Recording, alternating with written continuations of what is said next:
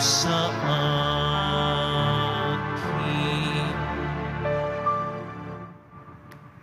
Simulan natin ang ating pagdiriwang sa ngalan ng Ama at ng Anak at ng Espiritu Santo. Amen. Ang pagpapala ng ating Panginoong Hesukristo, ang pag-ibig ng Diyos Ama, at ang pakikipagkaisa ng Espiritu Santo naway sumainyong lahat. At sumayo rin. Mga kapatid, tinipon tayo bilang kaanib ng angka ng Diyos. Kaya dumulog tayo sa mawaing Panginoong nagpapatawad ng lubos. Sinugong tagapagpagaling sa mga nagsisisi, Panginoon, kaawaan mo kami. Panginoon, kaawaan mo kami. Dumating na tagapag-anyayang mga makasalanan ay magsisi. Kristo, kaawaan mo kami. Kristo, kaawaan mo kami. Nakaluklok ka sa kanan ng Diyos Ama para ipamagitan kami. Panginoon, kaawaan mo kami. Panginoon, kaawaan mo kami. Kaawaan tayo na makapangyarihang Diyos, patawarin tayo sa ating mga kasalanan at patnubayan tayo sa buhay na walang hanggan. Amen. Manalangin tayo. Ama naming makapangyarihan, ang mga mabubuti ay iyong ginagantimpalaan sa kanilang ginagawang kabutihan, at ang mga masasama ay iyong binibigyan ng pagkakataong makapagbagong buhay. Kaawaan mo kaming sumasamo sa iyo upang ang pag-amin namin sa nagawang kasalanan ay magkamit para sa amin ng iyong kapatawaran. Sa pamamagitan ni Jesucristo, kasama ng Espiritu Santo, magpa sa walang hanggan. Amen. Magsiupo muna po ang lahat. Pagbasa mula sa aklat ni Propeta Isaías. Sabi ng Panginoon sa kanyang bayan, sa araw ng pagliligtas sa iyo, ay lilingapin kita at tutugunin ang paghingi mo ng saklolo. Babantayan kita at iingatan. Sa pamamagitan mo'y gagawa ako ng tipan sa mga tao. Ibabalik kita sa sariling lupain na ngayon ay walang kaayusan. Palalayain ko ang nasa bilangguan at bibigyan ng liwanag ang nasa kadiliman. Sila'y matutulad sa mga tupang nanginginain sa magandang pastulan. Hindi sila magugutom ni mauuhaw. Hindi rin daranas ng matinding init ng sikat ng araw at sa disyerto. Sapagkat papatnubayan sila noong isa na nagmamahal sa kanila. Sila'y ihahatid niya sa bukal na tubig. Gagawa ako ng lansangan sa gitna ng mga bundok, at ako'y maghahanda ng daan para siyang daanan ng aking bayan. Darating ang bayan ko buhat sa malayo, mula sa hilaga at sa kanluran, gayon din sa Cevenes sa timog. Kalangitan, umawit ka. Lupa, ikaw ay magalak. Gayon din ang mga bundok, pagkat inaaliw ng Panginoon ang kanyang hinirang. Sa gitna ng hirap ay kinahabagan. Ang sabi ng mga taga-Jerusalem, pinabayaan na tayo ng Panginoon. Nakalimutan na niya tayo. Ang sagot ng Panginoon, malilimot kaya ng ina ang sarili niyang anak? Hindi kaya niya mahalin ang sanggol na iniluwal? Kung mayroon mang inang lumilimot sa kanyang bunso, ako'y hindi lilimot sa inyo kahit na sandali. Ang salita ng Diyos. Salamat sa Diyos. Pag-ibig ng Diyos ay ganap, sa tanan siya'y nahahabag. Pag-ibig ng Diyos ay ganap, sa tanan siya'y mahabag. Ang Panginoong Diyos ay puspos ng pag-ibig at lipos ng habag. Banayad magalit, ang pag-ibig niya'y hindi kumukupas. Siya ay mabuti at kahit kanino'y hindi nagtatangi. Sa kanyang nilikha, ang pagtingin niya ay mamamalagi.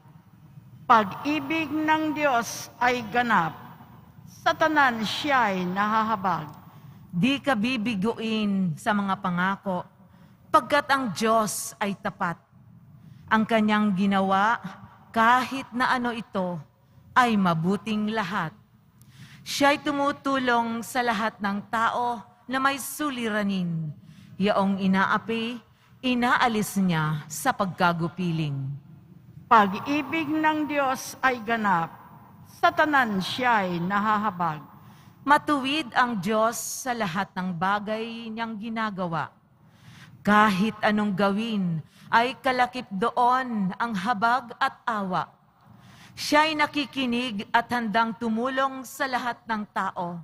Sa sinumang taong pagtawag sa Kanya'y tapat at totoo. Pag-ibig ng Diyos ay ganap, sa tanan siya'y nahahabag. Magsitayo po ang lahat.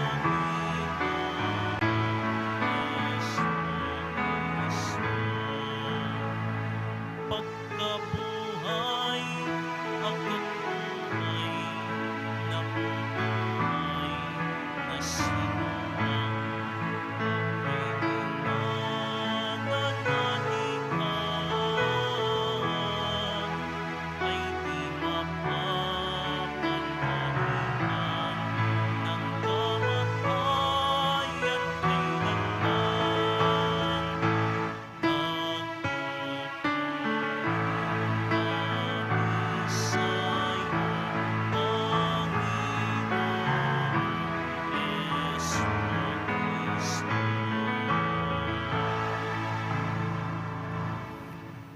Sumainyo ang Panginoon. At sumayo rin Ang mabuting balita ng Panginoon ayon kay San Juan. papuri sa iyo, Panginoon.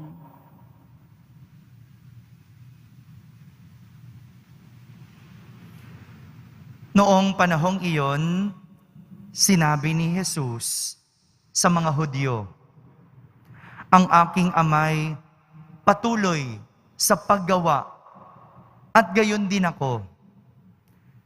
Lalong pinagsikapan ng mga Hudyo na patayin siya sapagkat nilalabag na niya ang batas tungkol sa araw ng pamamahinga.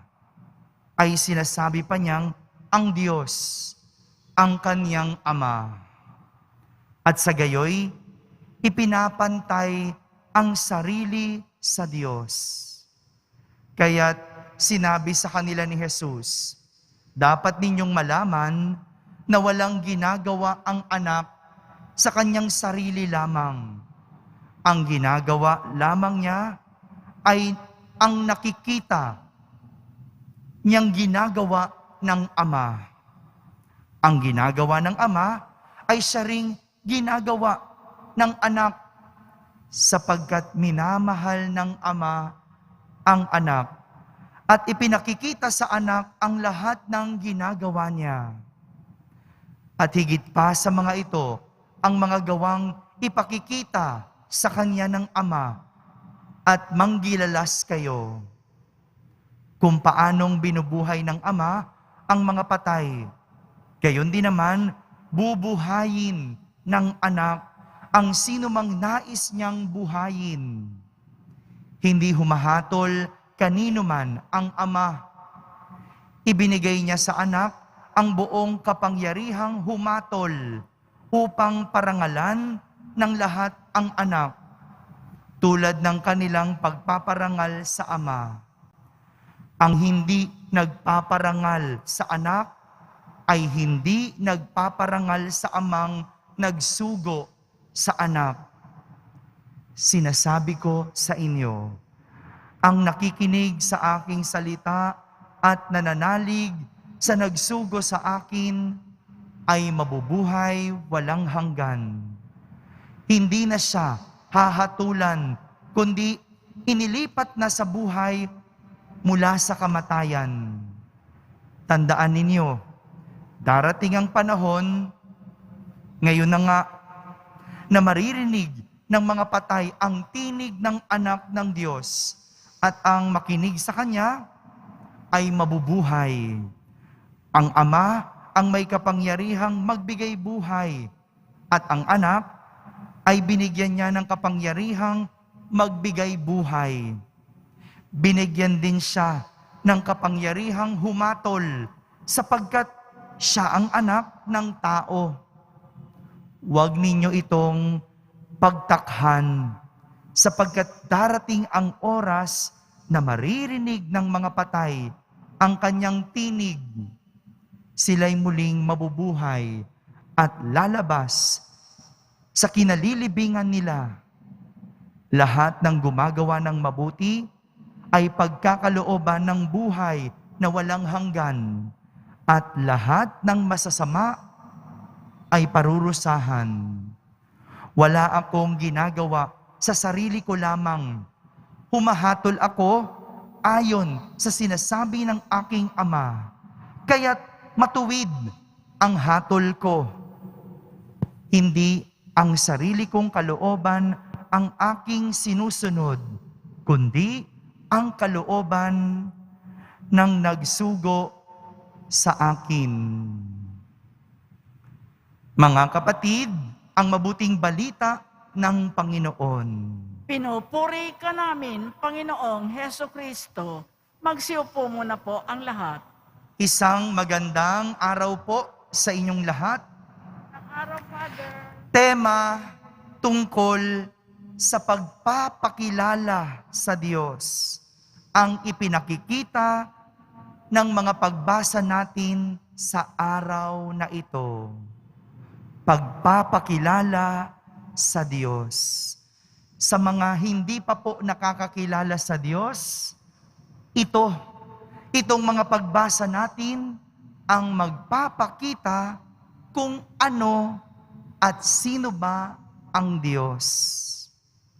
Sa ating unang pagbasa, ginamit ni Propeta Isaías ang imahe ng isang ina para ilarawan ang Diyos.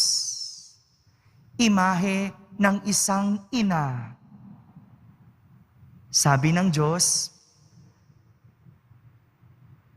ganito daw siya sa atin, parang isang ina na nangangalaga sa kanyang sanggol sa sinapupunan.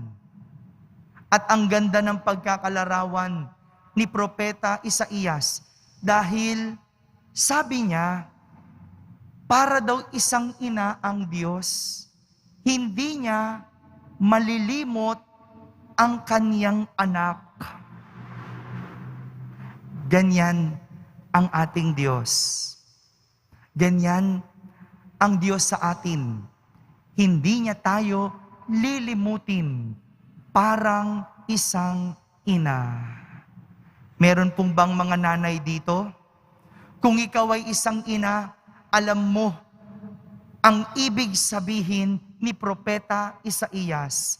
Naiintindihan mo ang sinasabi niyang hindi lilimutin ang isang anak. At kung meron mang isang ina na lumimot sa kanyang anak, hindi naman lahat ng ina pare-parehas. May mga ina, kinalimutan na ang anak. May mga ina, itinakwil ang kanilang anak. Pero sabi ni Propeta Isaías, kung mayroon mang ganong ina, hindi ganon ang Diyos. Dahil hindi niya malilimutan ang kanyang anak. Ganyan ang ating Diyos, parang isang ina. Samantala, sa ating ebanghelyo, ipinakikita naman ni Jesus na ang Diyos ay ang kanyang ama. Imahe naman ng pagiging ama ang pagpapakilala ni Jesus sa Panginoon sa ating ebanghelyo. Sabi ni Jesus, ang ginagawa ng anak ay siyang ginagawa ng ama at patuloy sa paggawa ang ama. Lahat ng nakikita, lahat ng sinasabi ng ama ay siyang ginagawa ng anak. Ganito daw po ang Diyos, sabi ni Jesus, para ding amang tumatayo na gabay at mabuting halimbawa sa kanyang anak. Ipinapakita niya sa kanyang anak ang mga dapat at mabuting gawin. Sa una, ang Diyos ay imahe ng isang ina. Pangalawa, ang Diyos ay imahe ng isang ama. Kaya maganda rin, maganda ring tignan bilang ina at ama, yung bang mga ginagawa natin, katulad din ng ginagawa ng Diyos. Maganda ring pagnilayan yun. Bilang ina, hindi mo ba nalilimot ang iyong anak? At bilang ama, ikaw ba'y tumatayong gabay at mabuting halimbawa sa iyong anak? Kung susumahin po natin ang dalawang imahe ng Diyos na ipinapakita sa atin ng ating mga pagbasa, isa lang po ang pinatutunguhan nito.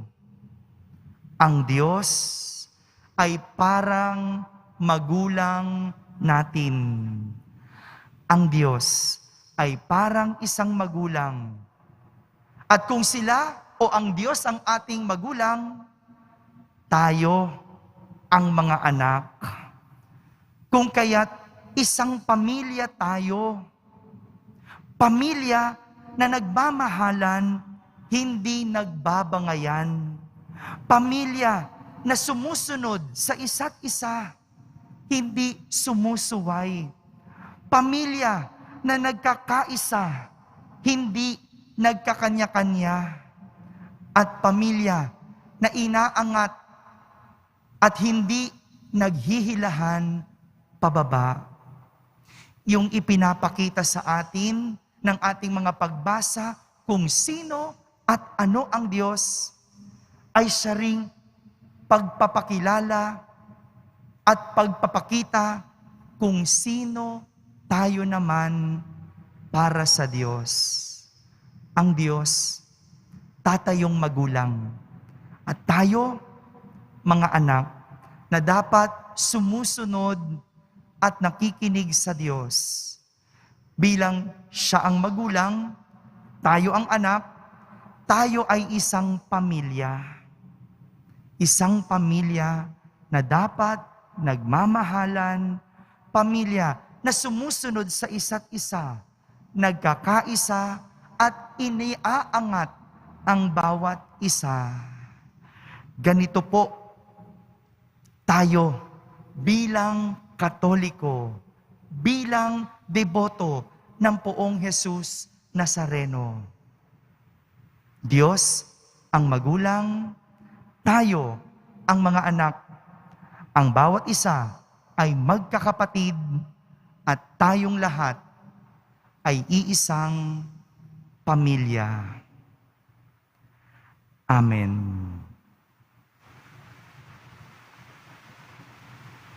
Magsitayo na po ang lahat.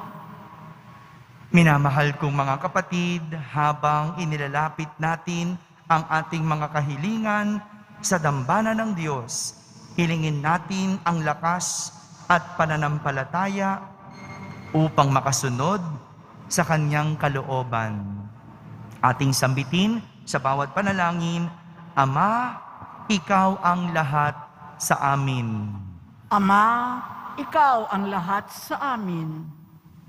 Ang simbahan naway maging gabay ng kanyang mga kasapi sa daan ng kabutihan at dalhin sila sa pag-ibig ng Diyos. Manalangin tayo. Ama, Ikaw ang lahat sa amin. Atin nawang talikuran ang kasalanan ng buong puso at maging masunurin sa mga batas ng Diyos. Manalangin tayo. Ama, Ikaw ang lahat sa amin. Ang lahat ng nagdaranas ng pagsubok at pag-uusig dahil sa kanilang pananampalataya, naway magtiyaga at magtiwala sa Diyos. Manalangin tayo.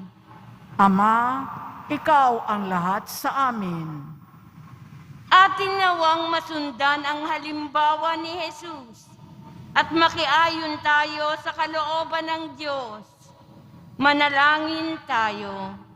Ama, Ikaw ang lahat sa amin. Sa katahimikan, ating ilapit sa Diyos ang ating mga pansariling kahilingan.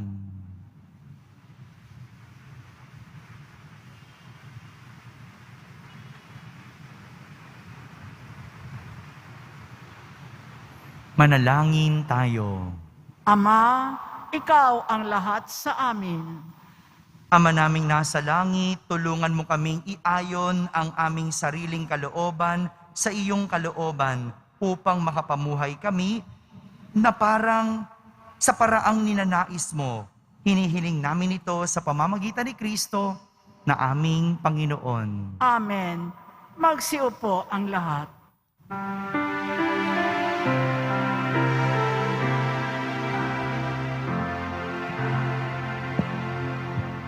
Sa iyo ang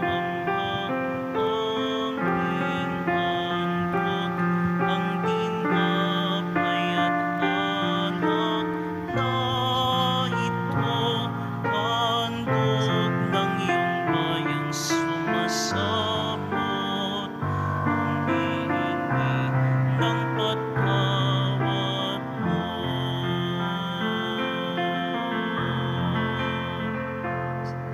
Sa pagsundot sa utos mo, nalulugod akong labis, di masukat ang galak mo,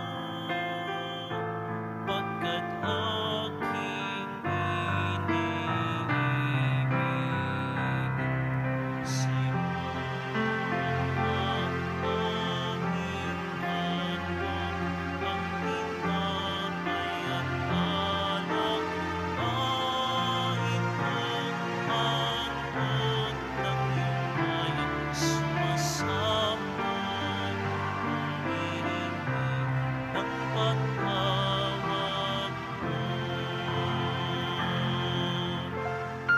Magsitayo po ang lahat. Manalangin kayo mga kapatid upang ang paghahain natin ay kalugdan ng Diyos amang makapangyarihan. Tanggapin nawa ng Panginoon itong paghahain sa iyong mga kamay sa kapurihan niya at karangalan sa ating kapakinabangan at sa buong sambayanan niyang banal. Ama naming lumikha, ang paghahain ito naway maganap sa ikapagpapatawad ng mga kasalanan at sa ipagkakamit namin ng bagong buhay at kaligtasan sa pamamagitan ni Jesucristo, kasama ng Espiritu Santo, magpa sa walang hanggan. Amen. Sumainyo ang Panginoon. At sumaiyo rin, Itaas sa Diyos ang inyong puso at diwa. itinaas na namin sa Panginoon. Pasalamatan natin ang Panginoong ating Diyos. Marapat na siya ay pasalamatan. Ama naming makapangyarihan, tunay ngang marapat na ikaw ay aming pasalamatan sa pamamagitan ni Jesucristo na aming Panginoon. Sa pagbabaka sakali mong kami bubuti, isinugo mo si Jesucristo upang pangunahan kami. Bilang pagsunod sa iyong atas na bigay, ipinahayag ng iyong anak ang kanyang kalooban at ang mga apit dukha ay kanyang damayan. Ngayon ay iyong inihahandog ang pagkakataong aming maisaloob ang kanyang ganap at kusang pagdilingkod upang sa iyo'y lagi kaming makasunod. Kaya kaysa ng mga anghel na nagsisiawit ng papuri sa iyo nang walang humpay sa kalangitan, kami nagbubunyi sa iyong kadakilaan. Santo, Santo, Santo, Panginoong Diyos ng mga hukbo, napupuno ang langit at lupa ng kadakilaan mo. Husana sa kaitaasan, pinagpala ang naparirito sa ngalan ng Panginoon. Husana sa kaitaasan, magsiluhod po ang lahat. Ama naming banal, ikaw ang bukal ng tanang kabanalan. Kaya't sa pamagitan ng iyong Espiritu ay gawin mong banal ang mga kaloob na ito upang para sa amin ay maging katawan at dugo ng aming Panginoong Hesukristo. Bago niya pinagtiisang kusang loob na maging handog, hinawakan niyang tinapay, pinasalamatan kanya, pinaghati-hati niya iyon, iniyabot sa kanyang mga alagad at sinabi, "Tanggapin ninyong lahat ito at kanin, ito ang aking katawan na inihahandog para sa inyo."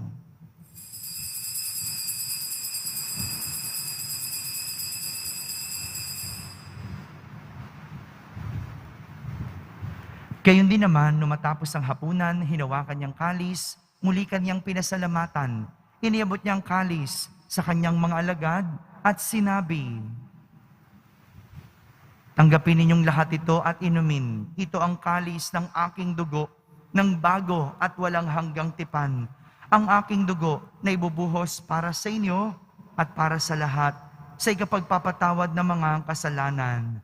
Gawin ninyo ito sa pag-alaala sa akin."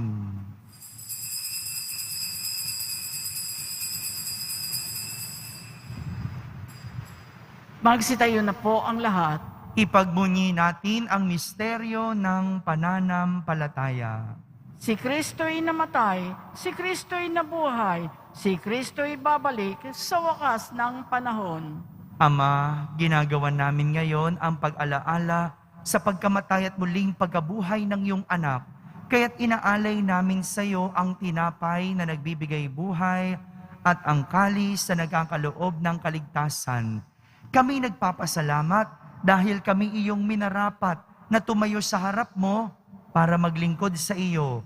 Isinasamo namin kaming magsasalo-salo sa katawan at dugo ni Kristo ay mabuklod sa pagkakaisa sa pamamagitan ng Espiritu Santo. Ama, lingapin mo ang iyong simbahang laganap sa buong daigdig. Puspusin mo kami sa pag-ibig kaysa ni Francisco na aming Papa, ni Jose na aming obispo at ng Tanang Kaparian. Alalahanin mo rin ang mga kapatid naming nahimlay na may pag-asang sila'y muling mabubuhay. Gayon din ang lahat ng mga pumanaw. Kaawan mo sila at patuloyin sa iyong kaliwanagan. Kaawan mo at pagindapating kaming lahat na makasalo sa iyong buhay na walang wakas. Kaisa na mahal na Birheng Maria na ina ng Diyos, ng kabiyak ng puso niya si San Jose, kaysa ng mga apostol at ng lahat ng mga banal na namuhay dito sa daigdig ng kalugod-lugod sa iyo. May pagdiwang nawa namin ang pagpupuri sa kararangal mo sa pamamagitan ng iyong anak na aming Panginoong Hesukristo. Sa pamamagitan ni Kristo, kasama niya at sa Kanya, ang lahat ng parangal at papuri ay sa iyo, Diyos Amang makapangyarihan, kasama ng Espiritu Santo, magpa sa walang hanggan. Amen. Bilang mga anak, tayo'y tumawag sa Diyos ng Ama namin. Ama namin, sumasalangit ka, Sambahin ang ngalan mo, mapasa amin ang kaharian mo, sundin ang loob mo dito sa lupa para nang sa langit. Bigyan mo kami ngayon ng aming kakanin sa araw-araw at patawarin mo kami sa aming mga sala para nang pagpapatawad namin sa nagkakasala sa amin at huwag mo kaming ipahintulot sa tukso at iadya mo kami sa lahat ng masama. hinihiling namin kami iadya sa lahat ng masama, pagkalooban ng kapayapaan araw-araw, iligtas sa kasalanan at ilayo sa lahat ng kapahamakan, samantalang aming pinananabikan ang dakilang araw ng pagpapahayag ng tagapagligtas naming si Heso Kristo. Sapagkat iyo ang kaharian at ang kapangyarihan at ang kapurihan magpakailanman. Amen. Panginoong Heso Kristo, sinabi mo sa iyong mga apostol, kapayapaan ang iniiwan ko sa inyo, ang aking kapayapaan ang ibinibigay ko sa inyo. Tunghayan mo ang aming pananampalataya at huwag ang aming pagkakasala. Pagkalooban mo kami ng kapayapaan at pagkakaisa ayon sa iyong kalooban, kasama ng Espiritu Santo, magpa sa walang hanggan. Amen. Ang kapayapaan ng Panginoon ay laging sumainyo. At sumayo rin. Magbigayan kayo ng kapayapaan sa isa't isa. Kapayapaan po para sa lahat.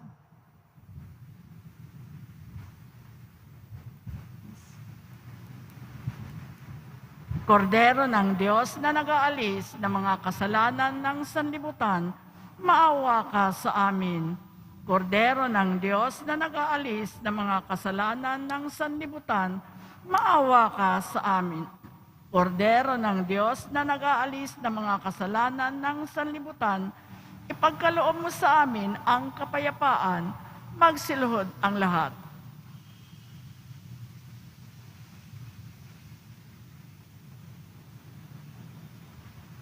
Ito ang kordero ng Diyos. Itong nag-aalis ng mga kasalanan ng sanlibutan. Mapalad ang mga inaaniyahan sa kanyang piging. Panginoon, hindi ako karapat-dapat na magpatuloy sa iyo, ngunit sa isang salita mo lamang ay gagaling na ako. Ang katawan ni Kristo, Amen.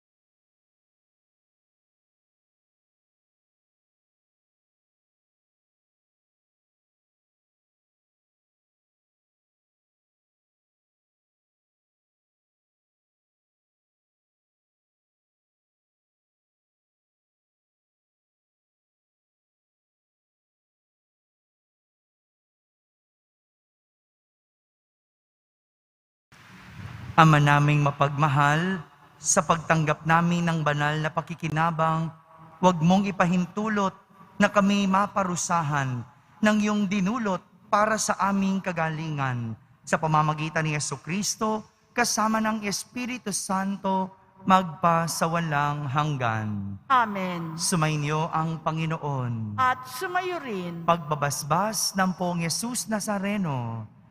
Mahal na Poong Yesus Nazareno, inihayag mo sa pamamagitan ng krus ang walang maliw na pag-ibig ng Diyos sa sangkatauhan. Pakinggan mo ang kahilingan ng iyong angkan na nagsusumamo sa iyo.